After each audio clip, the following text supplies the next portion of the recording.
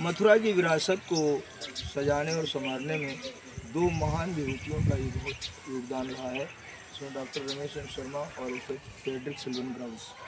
Grouse साहब ने 150 साल पहले 1868 में जब जॉइंट मजिस्ट्रेट बनकर आए थे, उस समय उन्होंने यहाँ की दुर्दशा देखी थी कि सारी मूर्तियाँ बिखरी हुई थी, मंदिरों का बड़ा बुरा हाल था।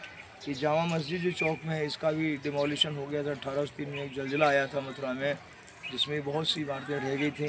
70 साल तक ये इमारत जो जामा मस्जिद है वो ऐसी ही पड़ी रही थी। ग्राउस साहब ने इनका सब संरक्षण किया।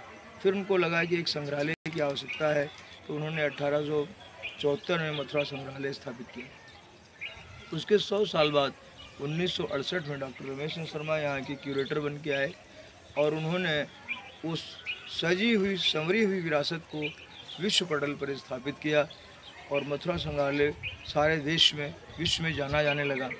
उसके पहले कला के क्षेत्र में जाना जाता था, लेकिन अब डॉक्टर रमेश चंद्र शर्मा के प्रयासों से वो विश्व में एक संग्रहालय आंदोलन के तहत विकसित संग्रहालय के रूप में जाना गया। अब ये आयोजन का मुख्य उद्देश्य ये है कि दोनों की पुण्यतिथियाँ भी आसपास ही पड़ रही हैं। 19 मई को फ्रेडरिक सिल्वन ग्राउस साहब नहीं रहे थे लंदन में। इन्होंने 54 साल की उम्र में यहाँ से VRS वॉलंटरी रिटायरमेंट ले लिया था। डॉक्टर रमेश चंद्र शर्मा 26 मई को इस लोक से प्रयाण कर गए।